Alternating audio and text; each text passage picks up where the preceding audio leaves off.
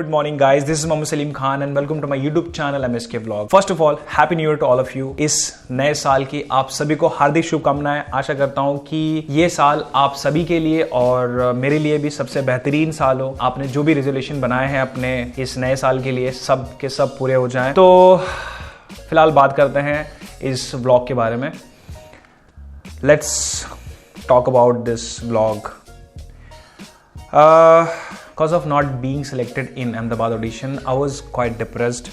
I was really upset. मुझे बहुत बुरा लगा मैं सिलेक्ट नहीं हो पाया एंड मेरा मूड बिल्कुल भी ठीक नहीं था और मैंने कुछ व्लॉग नहीं किया, बट मैंने कुछ फुटेजेस लिए थे। On the basis of that footages I am gonna tell you my story. तो मैं बात करता हूँ सबसे पहले अहमदाबाद ऑडिशन में हमारे मॉडरेटर थे उदित वेदांत सर, जिन्होंने सभी को भरपूर समय दिया अपने आप को एक्सप्रेस करने के लिए, जिसका मैंने बहुत अच्छे से फ़ायदा उठाया और जिसकी कदर मुझे थी बिकॉज पुणे में मुझे बोलने के लिए बिल्कुल मौका नहीं मिला था। तो मैंने इस टाइम अपना पूरा भरपूर फायदा उठाया, मैंने अपने आप को ठीक से एक्सप्रेस किया और ऑडिशन रूम से मैं जैसे ही बाहर आया, हॉल से जैसे मैं बाहर आया तो सडनली मेरे दिमाग में क्लिक हुआ कि मैंने फॉर्म पे अपना नंबर नहीं लिखा है। तो मैं भागकर तुरंत गेट के सामने आया। वहां पर एक रोडीज के क्रू मेंबर थे जिनका नाम मुझे नहीं पता, बट उनकी मूछे वीरप्पन की तरह थी और उनका हाइट लगभग 6.5 फीट। तो उनसे मैंने कहा कि देखिए मैं अभी जस्ट जीडी रूम से बाहर आया हूँ और मैंने अपना फॉर्म पे नंबर नहीं लिखा, प्लीज़ उस पर मेरा नंबर लिख दीजिए क्योंकि मेरे को फिर कोई कॉल नहीं आएगा। उन्होंने कहा कि नहीं, ये पॉसिबल नहीं है क्योंकि अभी मैं अगर जाऊँगा वहाँ पर 300 से 400 फॉर्म जमा हो गए रहेंगे। मैं उनको कन्विंस करने की कोशिश कर रहा था क्योंकि अभी मैं बाहर आया हूँ तो अभी फॉर्म मेरे ख्याल से उदित सर के पास ही होगा,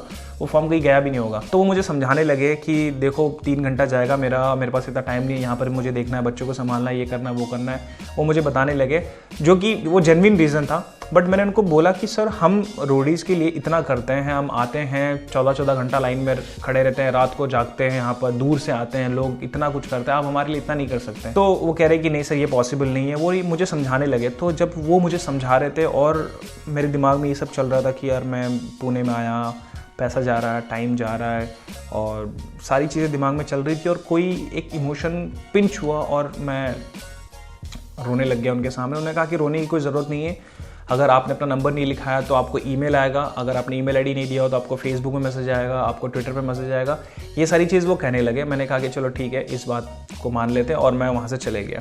रात को कोई कॉल नहीं आया, ठीक है, ना ही ईमेल आया, ना ही मुझे फेसबुक पर मैसेज आया, कुछ नहीं। सुबह 8 बजे मेरी फ्रेंड का मुझे कॉल आया। मेरी फ्रेंड जो कि प्रिंस के गैंग में सेलेक्ट हुई है, उन्होंने मुझे कॉल किया। उन्होंने मुझे बोला कि तेरा नाम फॉर्म पे यहाँ पर बोला गया है, तेरे फॉर्म पे नंबर नहीं लिखा क्या? मैंने कहा कि नहीं, नंबर नहीं लिखा गया है। उन्होंने खुशबू मैम को बताया तो खुशबू मैम ने मुझे फ़ोन किया और मैं 8 बजे लगभग वहाँ पर आया और जैसे ही मैं वहाँ पर आया, वहाँ पर आके एक अलग पंगा हुआ।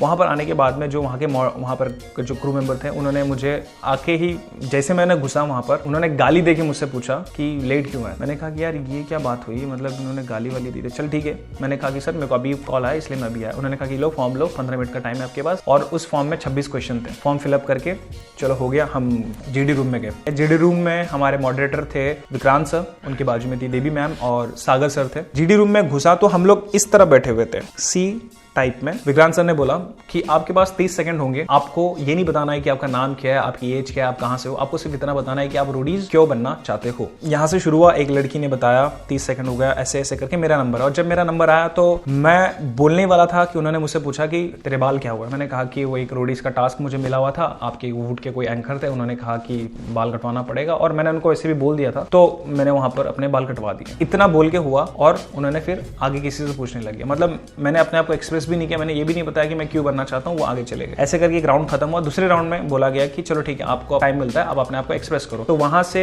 4 लोग ने अपना भरपूर टाइम लिया, लगभग 4-4 मिनट 5-5 मिनट सब लोगों ने लिया। ऐसे करके 4 लोग यहाँ से पूछे गए और वहां से लगभग 2 लोगों से पूछा और बोले कि जाओ। मेरा नंबर आया ही नहीं और मेरा दिमाग पता नहीं क्या, मेरे को लगा कि सबको मौका मिलेगा, मेरा नंबर आया ही नहीं। मैंने हाथ खड़े किया, मैंने कहा कि sir this is not fair, मेरे को बिल्कुल भी बोलने का मौका नहीं मिला। तो इतना रूडली विक्रांत सर ने बोला, इतना रूडली कि क्या करना चाहता है, चल करके दिखा। आई मीन उस टाइम पे मेरा दिमाग ये प्रोसेस कर रहा था कि ये इतना रूड क्यों हुए। ना ही मैंने फॉर्म पे कोई उनको गाली दी, ना ही मैंने कुछ गलत कहा उनको, मैं तो सिर्फ इतना कहा कि सर मेरे को बोलने का मौका नहीं मिला। उस टाइम में मेरा दिमाग प्रोसेस नहीं कर पा रहा था। मैंने उनको कहा कि क्या करूँ मार्शल आर्ट, मैंने उनको कहा कि सर मैं एक रैप सॉन्ग गा दे, तो मैंने रैप गाया। उन्होंने बोला कि तेरा रैप है, मैंने कहा कि नहीं मेरा रैप नहीं है। तो उन्होंने मेरे को बोला कि जा यहाँ से, बहुत रूडली कहा। फिर वहां से बाहर निकला, फिर रिजल्ट अनाउंस हुआ। रिजल्ट में पीआई के लिए मुझे सिलेक्ट नहीं किया गया, तो काफ़ी अपसेट हुआ। उसके बाद मैं फिर तो अहमदाबाद से 1 दिसंबर को मेरी फ्लाइट थी दिल्ली के लिए। दिल्ली में आया और दिल्ली आने के बाद मैं चले गया नोएडा सेक्टर 62 में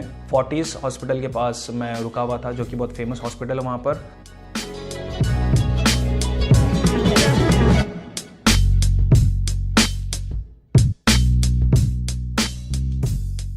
मैंने अपने आप को काफ़ी प्रिपेयर किया, मैंने अपना खुद का रैप बनाया, मैंने ट्रिपल क्लैप पुशअप सीखा और भी मैंने 2-4 चीज़ें और प्लानिंग करके रखी थी कि मैं ये अगर मुझे मौका मिलेगा तो मैं ये सारी चीज़ें जीडी में जाके बोलूँगा। 4 दिसंबर को हमारा ऑडिशन होने वाला था नोएडा में। 4 दिसंबर को सुबह 6:30 बजे मैं अपने गेस्ट हाउस से निकला।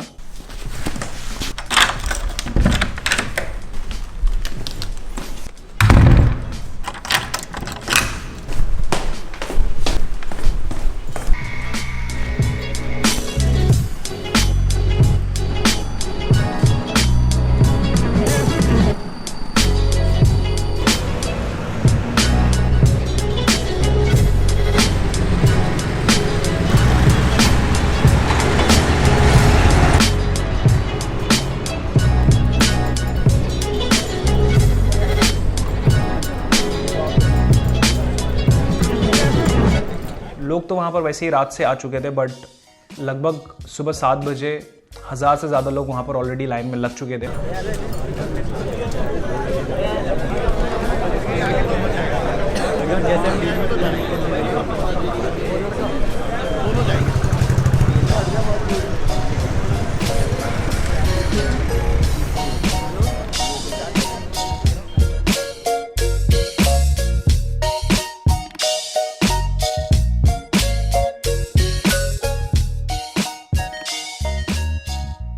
ऑडिशन के लाइन में मुझे कुछ अपने दोस्त मिले जो कि मुझे पुणे और अहमदाबाद में मिले थे।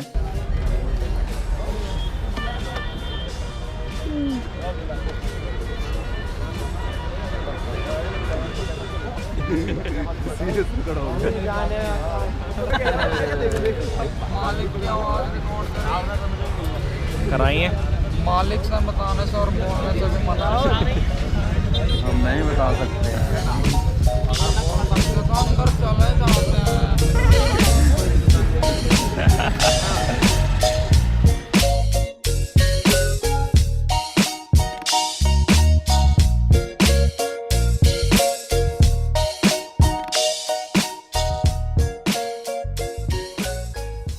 9 बजे एंट्री स्टार्ट हुई, काफ़ी ज़्यादा लोग आ चुके थे।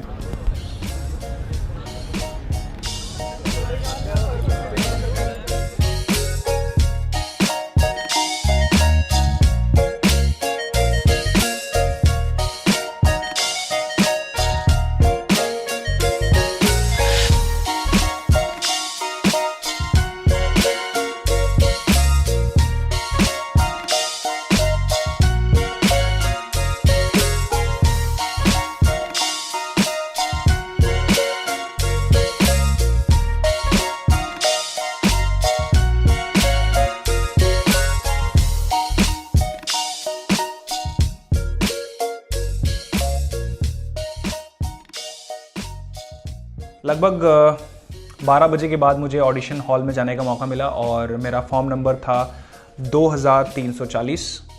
इसका मतलब ये है कि 2339 लोगों के बाद मेरा नंबर था।